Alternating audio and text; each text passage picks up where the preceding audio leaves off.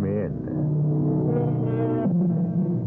Welcome. I'm E.G. Marshall, opening the door to another tale of mystery and suspense, inviting you to open your ears and your mind to the world of terrifying imagination. You're about to be taken on an unusual museum tour.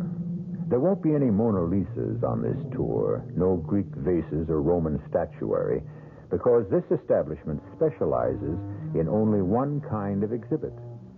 And that's why our story is called The Murder Museum. You may have been to a murder museum like the one in our story, a house of wax, where the most brutal crimes of the century are recreated in paraffin for the wide-eyed enjoyment of the public. But now you're going to have the unique opportunity of hearing one of the most shocking exhibits of all speak for itself. Oh, John, please believe me. He means nothing to me. I swear it. And that's why he was in your bedroom, Ida. Is that why? Please. Oh, think of our little boy. Look at Vincent. You're frightening him to death. Death. That's right, Ida. Death. Please. That's what you deserve.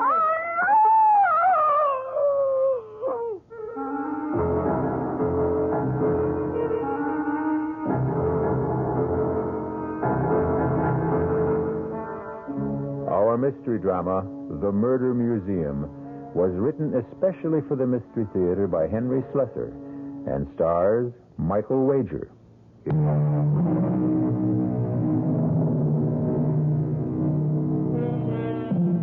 Our tale begins inside the Murder Museum itself, the home of Professor Raphael Gallinari's House of Horrors. There's a fair-sized crowd in the museum today. As usual, they listen in fascination to the words of their tour guide as he takes them from one bloody exhibit to another, recreating for them the terrible crimes which have immortalized these criminals and their victims. But there is one person in the crowd who seems reluctant to listen to his words, who hangs back and shields her pretty eyes from the sight of the wax images. Her name is Lisa Brandon. To this day, no man knows the true identity of the madman known as Jack the Ripper. But the theory persists that he may well have been a physician or at least a medical student, judging from the skill with which he wielded the instrument you see clutched in this hand as he attacked the terrified young woman. And that, ladies and gentlemen, concludes the tour of Professor Gallinari's Murder Museum. Thank you for your patronage, and please tell your friends about us. Excuse me? Yes, miss? Could I ask you a question? Well, yes, of course. I was curious about the Raymond exhibit, but I see that you haven't opened it to the public. No, miss. The Raymond exhibit is still closed for repairs. Well, the truth is, it's the only reason I came to the Murder Museum. I wanted to see the Raymond. Oh, well, I'm sorry. The exhibit won't be open for another week at least. Now, if you'll excuse me, I'm going out for some coffee. But even if it isn't completely ready, I wonder if you'd mind showing it to me. Oh, I'm sorry, miss. I can't do that. Well, I came a long way to see it, all the way from San Francisco. It would be a terrible disappointment. Look, I'm willing to pay you. Now, please, put that money away, miss. Why is it so important for you to see the Raymond? You, any connection with the family? Well, yes, in a way. I knew Vincent Raymond. I met him when he lived in San Francisco. I see. Look, you said you were going out for coffee. Could I come with you? Well, sure. I just go to this little coffee shop down the street, but you're welcome to come along.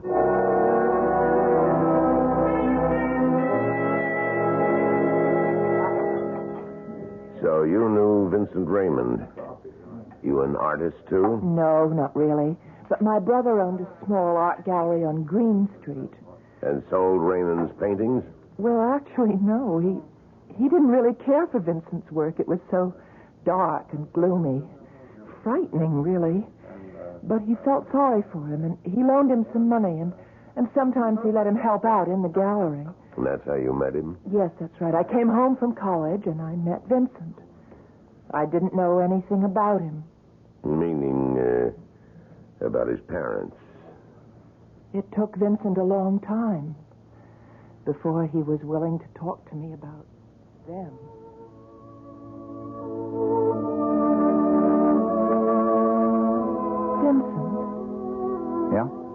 that music a little loud?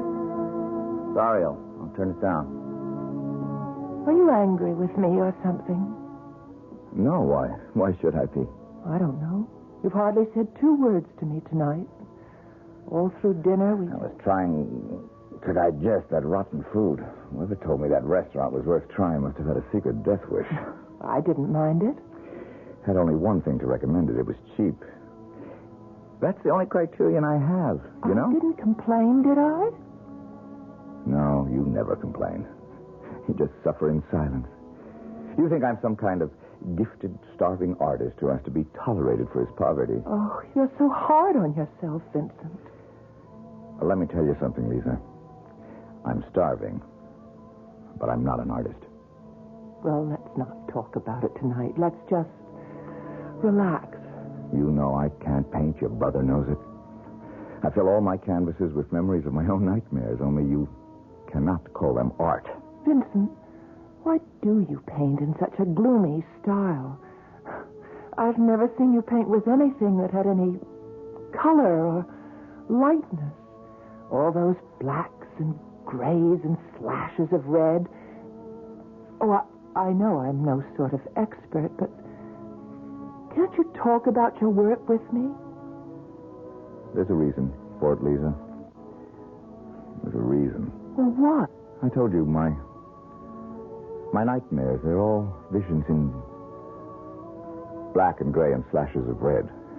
Well, then if you won't talk about your paintings, why not tell me about your nightmares? You wouldn't enjoy hearing about them. Or rather, about it. It? I have only one nightmare. Just one. I have it virtually every night. Sometimes it follows me into the daylight. I can close my eyes, and there it is. For years, I've tried to destroy it by painting it. Not its detail, just its colors. But the therapy hasn't worked. Please tell me about it. I've never told anyone before. But why not? I suppose I never met the person I wanted to confide it. Maybe now I have. But if I'm going to do that, this music has to stop. My mother's maiden name might mean nothing to you, but at one time, many years ago, it was famous among people who loved the theater. She was an actress. Her name was Ada Krim. Ada Krim. I think I do know that name, Vincent. She was born and raised in England. She was known as the beautiful Ada.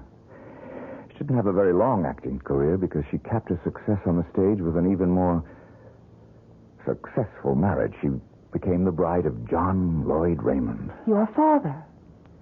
Yes. My father. He was a wealthy man. My grandfather had left him heir to one of the largest glass manufacturing companies in the West. Mirrored glass was his specialty. It seemed very appropriate to have our house full of mirrors. Maybe that's how it all started, that problem. What problem? Well, you know the way mirrors are, Lisa. After a few years go by, they stop being kind. And when that happened to my mother, she had to do something about it. Something to prove that she was still the beautiful Ada. No matter what the mirrors were beginning to say. And what did she do, Vincent? She took lovers. Lovers are the best kind of mirrors for a bored rich woman. Were you the only child? Yeah. I was her only child. At first, I was a pampered little boy, one of her favorite playthings. Then she became bored with me, too. She stopped noticing that I was around. Maybe that's why she never made any attempts to hide her actions from me. She simply didn't know I was there. Vincent, you saw these men? I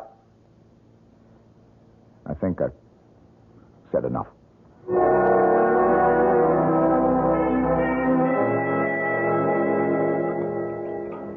So, you never found out what Vincent's dream was all about? Not then, I didn't know. But you could have guessed, I suppose, if you knew the history of Ada Krim and John Raymond. Well, yes, I became curious enough to learn the history. I had a friend who worked in a newspaper, and she checked into the dead files and found the story for me, the whole terrible story. But I didn't tell Vincent that I knew about it. It was obvious that he didn't want anyone to know the truth. But one day it emerged. Oh. Well, it was a beautiful spring day, the first really warm day of the season, and Vincent and I went for a walk. Vincent, why don't we walk down to Ghirardelli Square? We could do some window shopping, maybe have some lunch. Considering the state of my finances, we'd better window shop the restaurants, too. Oh, no, I have money. Good for you. Are you going to be stubborn again? I'm going to teach you a lesson. I'll tell you what, Vincent. I'll buy myself some lunch if you want to split a hamburger. Wait a minute, with me. Lisa. Then you Fool around with me. Look at those two. Hands off me! You need a lesson. Hey, you get away from her. It's about time somebody... Get away from her. Help me, Hey, you take your hands off her. Away from her. Please, Vincent, my you wife. don't. I don't give a... Stop it, Vincent, for God's sake! Vincent! Vincent!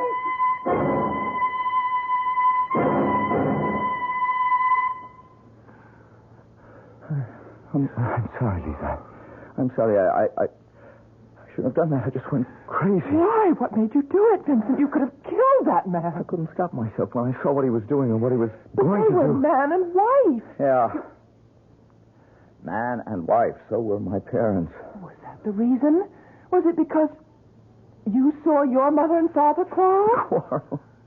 You think that's all they did? Don't you know the truth yet? Yes, Vincent, I do know. I didn't want to tell you before, but I know that your father murdered your mother. And you know how he murdered her. My father came home early one night. A full day earlier than he was expected. He walked into my mother's bedroom, and that man was there. Might have killed him, too, but he was fast on his feet. We lived in a very old-fashioned house, Lisa. A quaint, old-fashioned Victorian manner. The kind that still had gas lamps on the wall.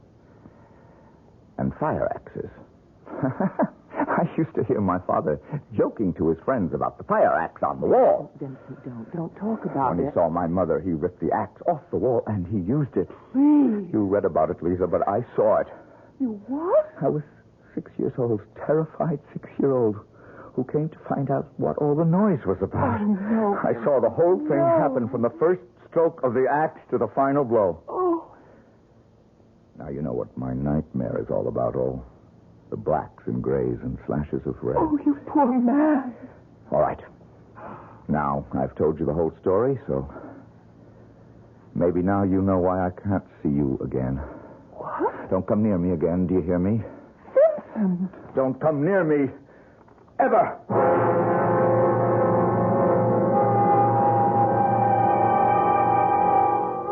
It's been said that the mind is like a haunted house, where the ghosts of the past rattle their chains and cry out their suffering. Of course, that's why we have our psychiatrists and psychoanalysts, and these days, even our exorcists. The house cleaners of the mind. But what will it take to free Vincent Raymond of his demons? Or can he ever be freed? We'll find out.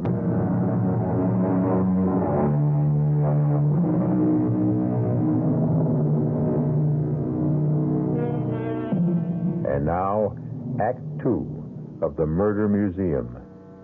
Lisa Brandon has come all the way from San Francisco to see the Raymond exhibit. But she seems to be having a hard time talking the museum guide into allowing her a private showing. However, she hasn't given up. Yes.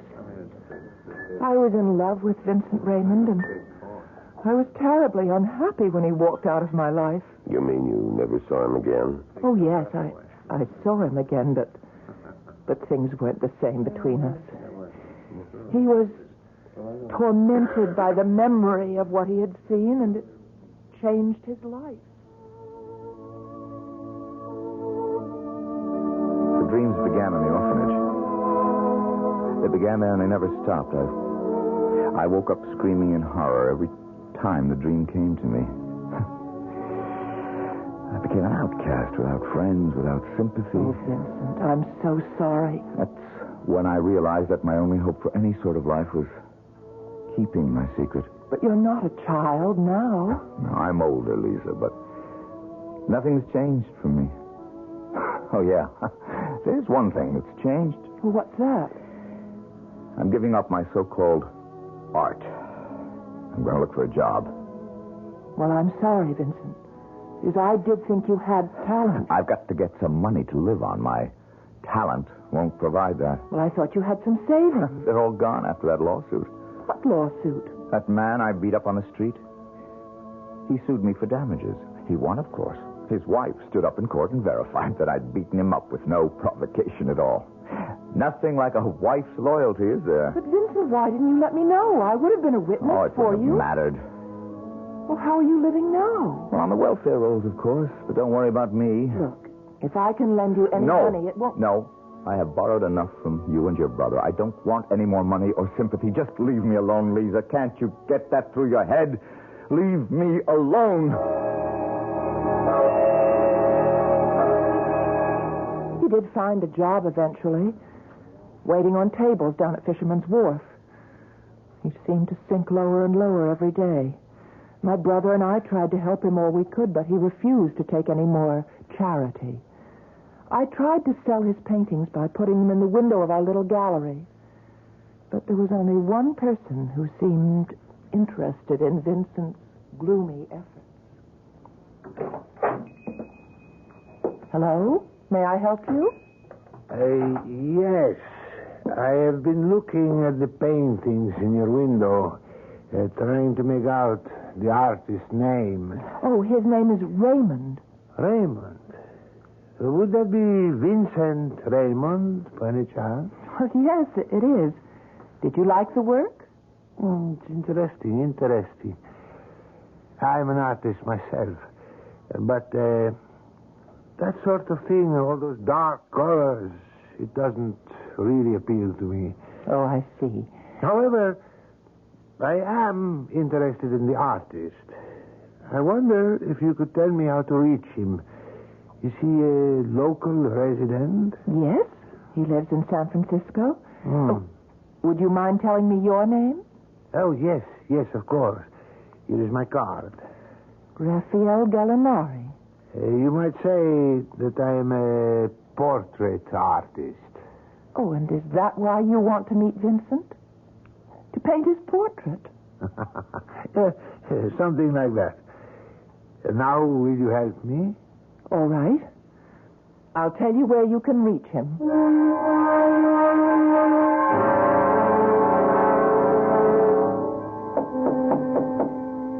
Who is it? Raphael Gallinari. Who? Please open the door, Mr. Raymond. What do you want? May I speak to you for a few moments, Mr. Raymond? I don't know you. Oh, I thought perhaps the young lady in the art gallery might have mentioned my name to you. What young lady? Oh, you mean Lisa? May I come in, please? It's about a rather important matter. Oh. All right, come in. What is it you want, Mr... What was that name again? Gallinari. Please, my card. What are you, some kind of bill collector? No, Mr. Raymond. As a matter of fact, I'm an artist, like yourself. Tough luck for you, Mr. Gallinari, if you're an artist like me. Take a look around. You see any canvases in this place? I understand that you are working at a restaurant these days. That's right. Listen, if it's my work you're interested in, they're all at the gallery. Let me be honest with you, Mr. Raymond. It isn't your work I care about. It's mine. Yours? That is correct. You see, I am a portrait artist, a sculptor, actually. So what? This is how we differ in our talents. Yours is dependent on the quality of imagination, while mine is devoted to verisimilitude. If you would permit me, perhaps I can buy us both some dinner and we can talk about our art. If you hadn't mentioned dinner, Mr. Gallinari, I would have said no. You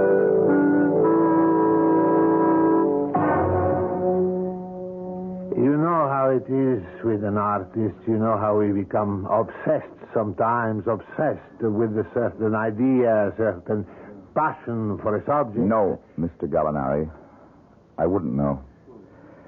I lost all my passion for art a long time ago. Ah, but if you had the inspiration, if there was one thing you wanted to paint more than anything else in the world, believe me, the passion would come flooding back like the tide. And do you have such a subject in mind? Yes, I do. A subject which has haunted me for years, more years than I wish to count. And this has something to do with me? Everything to do with you. Will you have another glass of wine? Sure, since you're buying. You see, Mr. Raymond, I am contemplating a certain work, a sculptural project, and one which would be impossible without you. How could that be? In order to answer that question, I have to bring up a subject which may be painful to you. A lot of subjects are painful to me, Mr. Gallinari. This one, I think, has left the deepest wound. Wait a minute. Yes, Mr. Raymond. I mean your parents. How do you know who I am? Did Lisa tell you? Oh, no. No, I assure you, the young woman at the gallery said nothing at all to me about you. And how did you know? Damn it! Because I've made it my business to find you. Believe me, it's taken a very long time. The last address I had for you was in the Midwest. Then I ran across one of your paintings in a traveling exhibit, the Moorland exhibit. Yeah, that was the only show I've been in, and nothing sold. I found out that you were in San Francisco from the proprietors of the exhibit. Finally, I saw your work in a little gallery on Green Street. Your style is unmistakable. Rotten, but unmistakable. Mr. Raymond, I remember the beautiful Ada. Go on. I'm quite a few years older than you. I have a very clear memory of how your mother looked on the stage before her retirement. I thought then that she was the most beautiful woman I had ever seen. Beauty is very fleeting, Mr. Gallinari. Like life itself. Yes, I know that. But then, that's why artists are born, aren't they? To capture that fleeting beauty and imprison it on canvas or in clay or in what? Or in other media. Why don't you get to the point, Mr. Gallinari? Your mother's beauty is the point.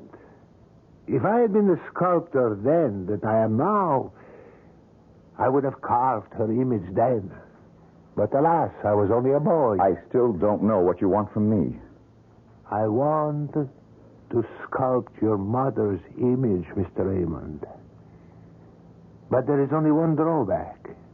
I have no model to work from. There's nothing I can do about that. My mother's been dead for 25 years. I know there are some faded old newspaper photographs of her, but they're not really helpful, not to someone who insists on verisimilitude. I don't see why it's so important. Who cares what Ada Krim looked like? But I care. Very much. You see, I've already started the project. You have? Yes.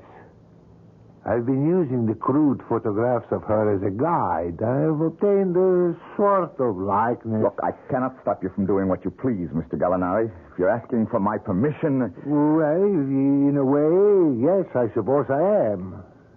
It does seem like a slight invasion of privacy. Yeah. All right. If your conscience bothers you, I'll tell you what you can do. You can order another bottle of wine. Mr. Raymond, I would gladly order you a case if you would give me one more permission. What's that? To sculpt your father, too. My father? As I said, this is a form of obsession with me. But from the moment I began work on the statue of Ada Krim, I felt that I couldn't stop until I had also done the head of John Lloyd Raymond. He's dead, Mr. Gallinari. I have no way to prevent you from sculpting him or painting him or anything else, but I'll tell you one thing. You won't get me to talk about him. Oh, no. I would not dream of it. But you see, I have a peculiar problem. While there are some likenesses of Ada Krim available, in the case of your father, well, I cannot find a single photograph. I have searched and come to a dead end. And what I was wondering, I know this is an imposition, if there is something in your possession... You think I have a picture of him? It was only a hope. I know his memory is painful, but you were his son, and sometimes, well, there are souvenirs one hates to discard. Well, Mr. Raymond? I have pictures of him. You do? I won't give them to you. Please, don't be so hasty. I won't give them to you. But I'll sell them to you. Oh, yes, of course. I'm perfectly willing to pay. I owe Lisa Brandon and her brother exactly $127. That's the price. Done, Mr. Raymond. $127. And I'll still throw in that case of wine.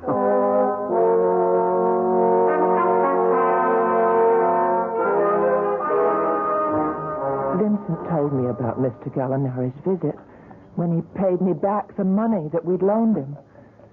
He didn't really care about those photographs he had. He was happy to have gotten rid of the debt. But there was only one thing wrong. I think you must know what I mean. Yes, I think I do. Raphael Gallinari didn't tell Vincent Raymond the whole truth. No, he didn't tell him the truth. He didn't tell him what kind of a sculptor he was, or what use he would make of his work after it was completed. Yeah. And obviously he didn't tell him the medium he would use to carve the statues. No. He didn't tell him that the medium would be wax. And that the subject would be murder.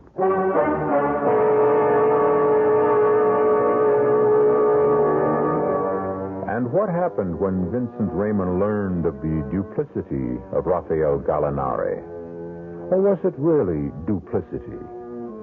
Gallinari said he was a sculptor. Gallinari said he believed in authenticity. And, of course, Gallinari paid for the privilege of using Vincent's photographs as a model. But has Gallinari paid enough?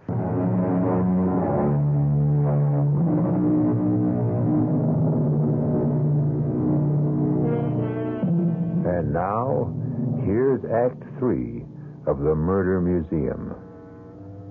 For Vincent Raymond, all nights are the same. A dark passage into yesterday. A grim return trip to the past. But men must sleep, and sleepers must dream. So there's no escape for him. Ada! John, please believe me. Ada! He means nothing to me, I swear it. And that's why he was in your bedroom, Ada? Please. Is that why? Please, think of our little boy. Ada! Look at Vincent. You're frightening him to death. Death. That's right, Ada. Death. That's what you deserve. Oh! Yes, Ada. That's what you deserve.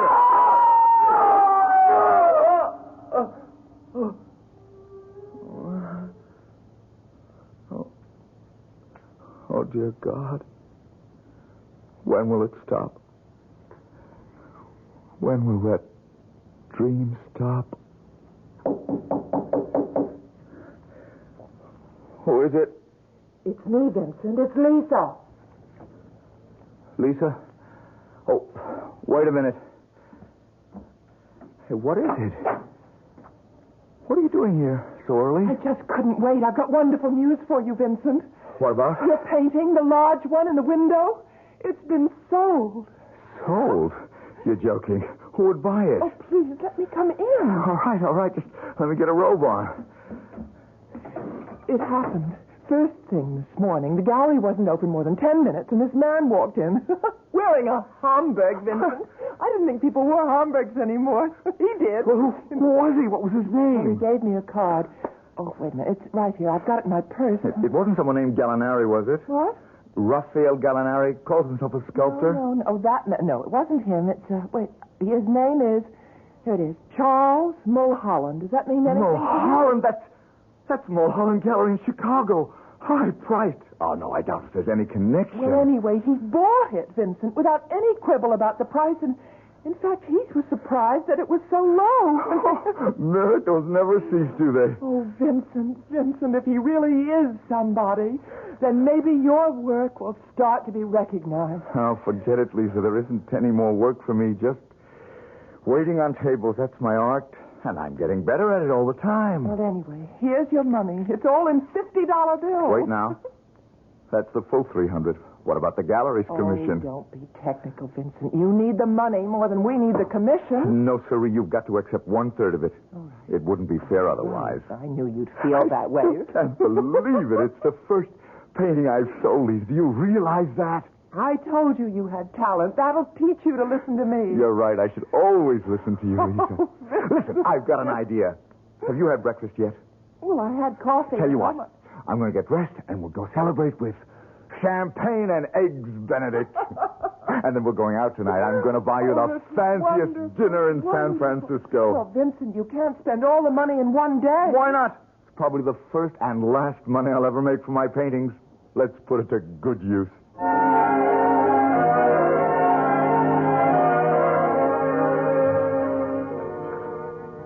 Well, it seems that Vincent had more talent than anyone realized.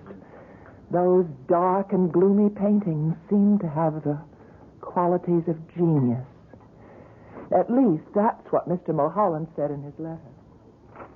Lisa, listen to this. Just listen to this. Go on, I'm He says, listening. the Mulholland Gallery would be most interested in arranging an exhibition of your work. Oh. Listen, they're willing to pay all the cost of carding and insuring the paintings. They'll even pay my fare and expenses to Chicago so I can attend the opening.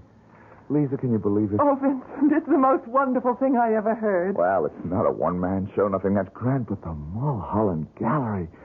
That's one of the best, Lisa, one of the most prestigious. Do you know when you'll be leaving? As soon as I can get all the stuff crated and shipped.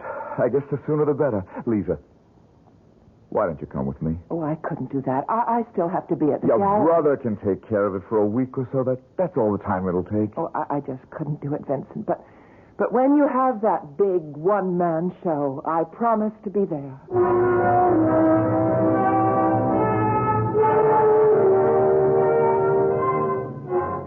And that was when Vincent Raymond went to Chicago. Yes, that was his reason for going there. A very happy reason.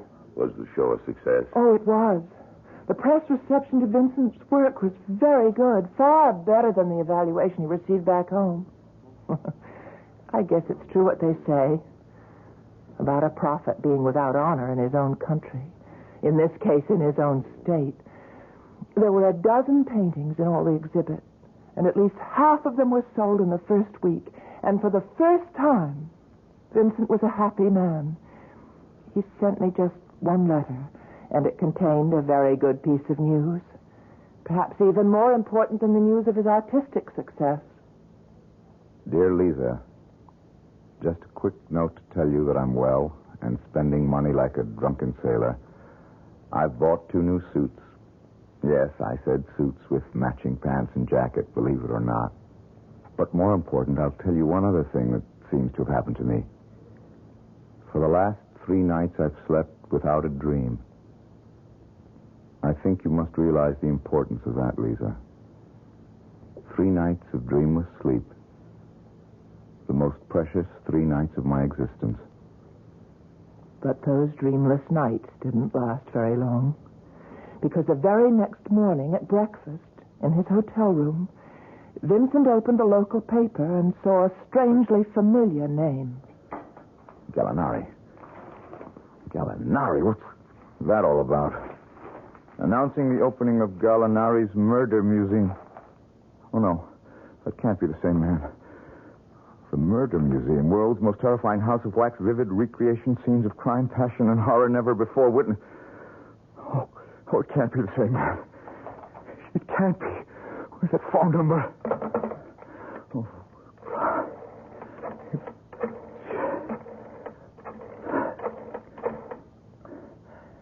Hello. Is this the Murder Museum? Yes, I know you're not open yet. Listen, I want to ask you a question.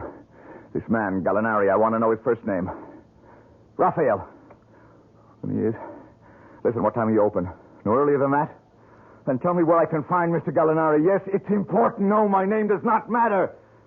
All right.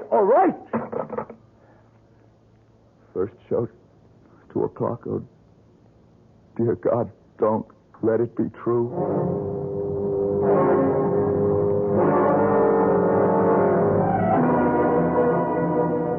And here, ladies and gentlemen, you see the notorious mass murderer of Huntersville, Nebraska, who not only dispatched his victims with poison, but then mutilated their bodies in the dreadful fashion you see before you. And now, if you'll step to the next exhibit, you will see the latest addition to Professor Gallinari's world-famous murder museum. For the first time in any house of wax, the horrifying axe murder of one of the most glamorous women ever to appear upon the American stage. It's true. They called her the beautiful Ada. And yes, Ada was beautiful as she was faithless. And one day, her wealthy manufacturer husband, John Lloyd Raymond, returned home from a business I've got to ask you something. Excuse me, sir, but I'm still not Gallinari. through with this. Where is he? Does he have an office at this museum? Well, now, please, Look, sir, I've got to see him.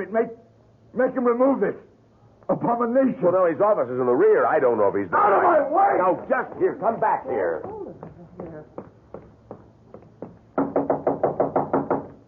Who is it? Open up, Gallinari. Open the door. Yes, what is it? Let me in. I have to talk to you. I'm sorry, I'm quite busy at the moment, and Raymond? Is that you? Yes, Vincent Raymond. What are you doing in Chicago? The question is, what have you done? Now, be calm, young man. There is nothing to get so excited about. That's your art out there, Gallinari, out there. That's the verisimilitude you were talking about. Yes, that's right.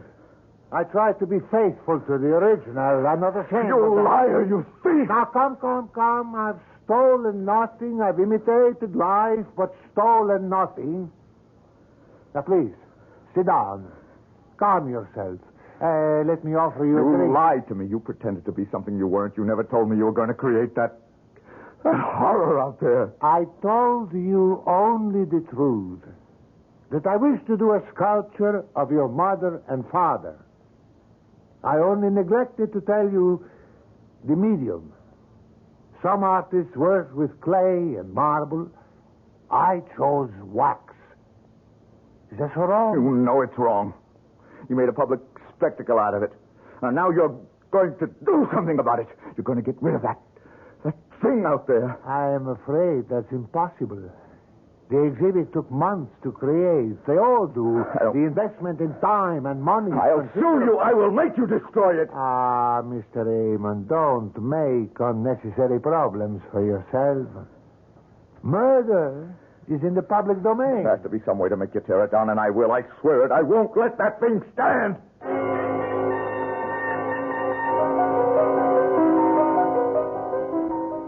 Of course, I know myself what happened next. Because I was there in the murder museum. The night that your friend Vincent Raymond returned. Oh, please. Can you tell me about it? I never did know the details. Well, from what I understand, he went to a lawyer the very next day to see if there was some legal means to get Gallinari to destroy the exhibit. He must have gotten some idea how difficult it would be to get an injunction against the museum, because that's when he decided that the only recourse was to destroy the sculpture itself. Yes, that would be like Vincent. What he did was very simple. He came back to the museum for the last show of the day. But during the tour, he slipped away from the crowd and hid behind one of the curtains until everyone had gone. And then he walked up to the exhibit and stopped in front of it. Of course, the instrument he needed to destroy the exhibit was already there. The fire axe was real, like the clothes of the wax figures and the furnishings of the room. All he had to do was take the axe out of the hands of his father's statue, and that's what he did. Destroy. Destroy. Must be destroyed. I saw him standing there as still as the wax figures themselves. And I froze in the doorway, too, afraid to move. Because I saw his eyes. And I was afraid to become a victim, too. And then I heard him sobbing. You should have done it. You should have done it. I saw him turn the axe toward the figure of his father. But then a strange thing happened.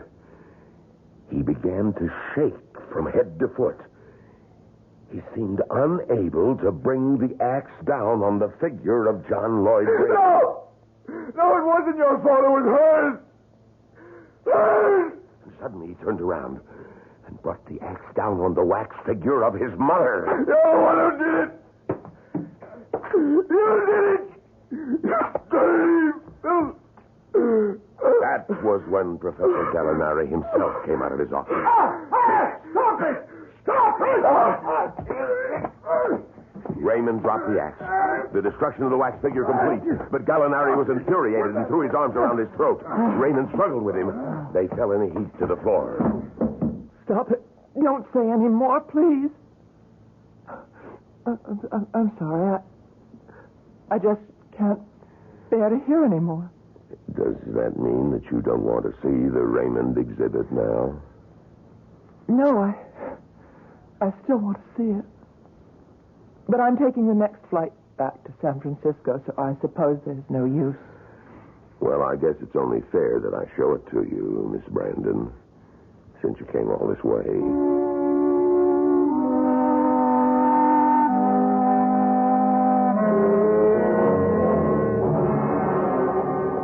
We keep the curtain closed whenever we're fixing up an exhibit or preparing to show something new. This is really very kind of you. Oh, that's all right. I just hope that you don't find the exhibit too depressing. Is it a very good likeness? Yes, I think it's very good. But judge for yourself. As you can see, the figures are all ready, but the furnishings need some work still. Well, what do you think? It's horrible. Horrible. Oh, I'm sorry. I know I shouldn't say that. I did ask you to show it to me. Yes, I was afraid you'd feel that way, miss. Because the likeness is really very good. It was Gallinari's brother who did the statue of the professor. Naturally, he'd get that right. But that's Vincent, too. Yes. Just like him. It's a very good likeness of Vincent Raymond. That's just how he looked when he strangled the life out of Professor Gallinari. Right here in the Murder Museum.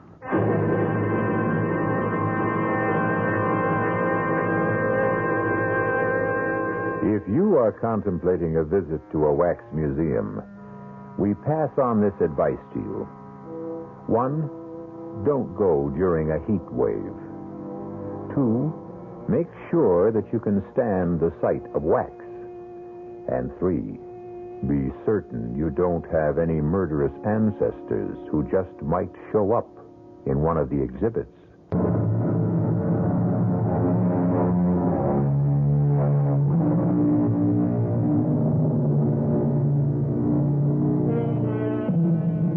We hope you enjoyed tonight's tour through the Murder Museum.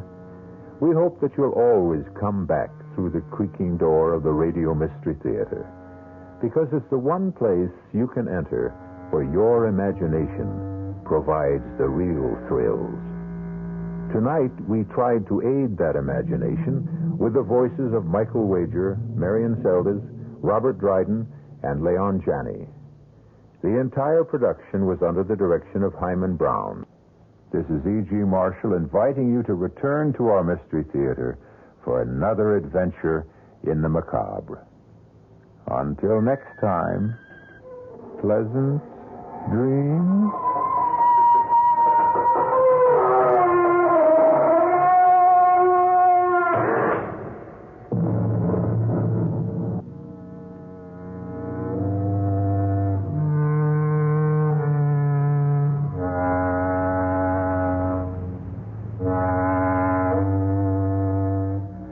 The preceding Mystery Theater program